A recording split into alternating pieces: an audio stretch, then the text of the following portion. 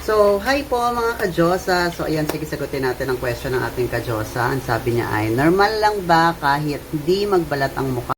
So, ang tinatanong po natin ka-Diyosa ay, kung normal daw ba na hindi magbalat yung mukha kapag gumamit daw ng SCD Peeling Skin Lotion? Well, honestly mga ka-Diyosa, nasagot ko na to ng ilang beses before and sige, sagutin pa rin natin siya.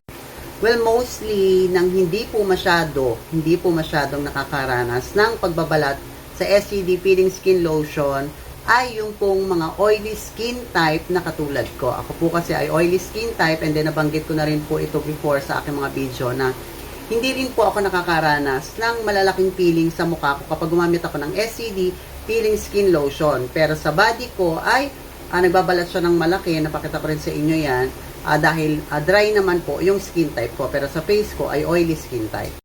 So, mostly, kapag oily skin type po, ay hindi po tayo nakakaranas ng malalaking peeling effect sa mukha natin. Pero mga ka-Diyosa, i-expect nyo na makakaranas pa rin tayo kahit micro-peeling.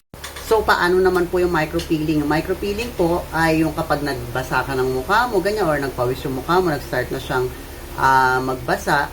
Pag hinawakan mo yan ng ganyan, pag naghilamos ka, para kang may nakukuhang maliliit na libag, pero alam mong balat yon. That is micro-peeling, unlike po nung malalaki na akala mo para siyang glue. And also, based na rin po yan sa experience ng paggamit nito and also sa feedback po ng ibang SCD Peeling Skin Lotion user.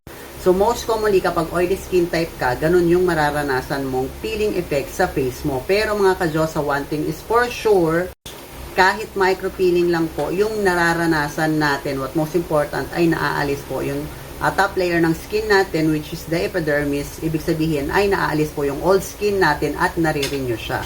At hindi lamang po yun mga ka-Diyosa, kasi aanhin natin yung pagbabalat ng skin natin kung hindi naman tayo pumuputi or walang whitening effect na nangyayari sa skin natin.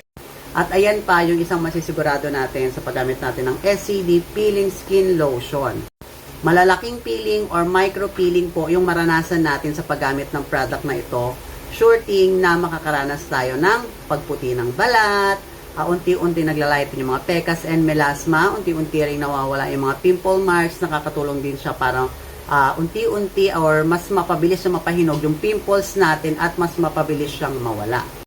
And of course, coming from the feedback din ng different skin type ng user ng ating SCD Peeling Skin Lotion ay talaga pong gumaganda, kumikintab at pumuputi po ang mukha nila sa paggamit ng SCD Peeling Skin Lotion.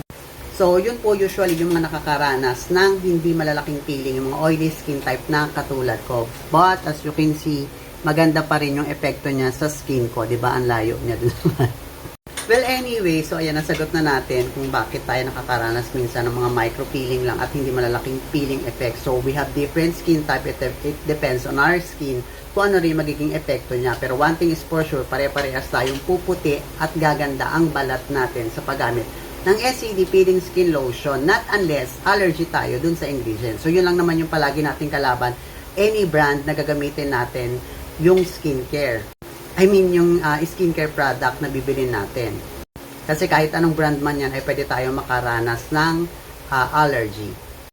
Pero kung iisipin nyo rin, ako rin napapaisip. Actually, buong araw ako nag-research today para lang din malaman kasi naku-confused din ako.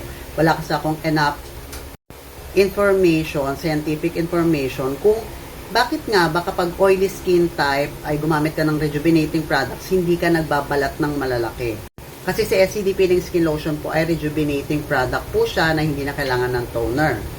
So, same like the other rejuvenating set, may mga ganun din po talagang feedback na kapag oily yung skin type ay hindi po talaga nakakaranas ng malalaking peeling. Micro-peeling, yes, meron po talaga siya. So, ayun, nag-research ako buong araw, wala rin ako talagang nakita kung ano ba yung reason kung bakit hindi ba kami nagpipil ng malalaki kapag oily yung skin type. So, ito, i-share ko lang sa inyo. Ito, mga thinking ko lang to. So, disclaimer, kung alam niyo yung tamang sagot, please comment down below kung bakit nga ba hindi nagpipil ng malalaki kapag oily yung skin type natin kapag gumamit tayo ng mga rejuvenating product na katulad ni SCD Peeling Skin Lotion. So, ayun nga, para lang sa akin, sa sarili kong opinion, ang trabaho po kasi ng mga exfoliating product or mga rejuvenating product ay i-dry po yung skin natin, i-dry niya yung balat natin para mag-peel siya at maalis yung top layer ng skin. Ngayon mga ka-Diyosa, kapag oily po yung skin type natin, ayan, katulad nun sa akin, since nag-e-excess siya ng oil, meaning to say, parang laging basa or moistured yung skin natin.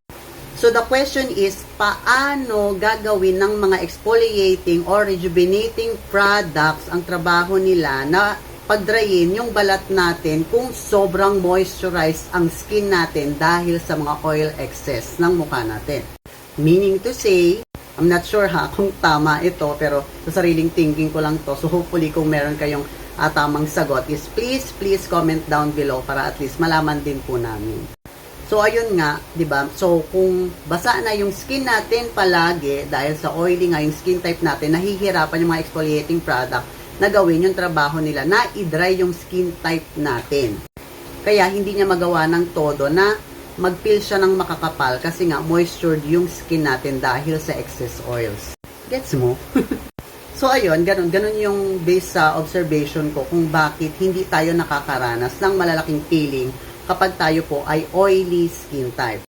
Again, base lang po yan sa aking sariling observation sa paggamit ng mga products kasi sobrang addict ako sa mga rejuvenating products. Marami na ako na-try before pa ito. But this one kasi talagang kahit hindi naman nagpipil ng malaki yung face ko kasi oily skin type ako, nandun pa rin yung epekto niya, nawawala yung mga pimple marks ko dito, ayan.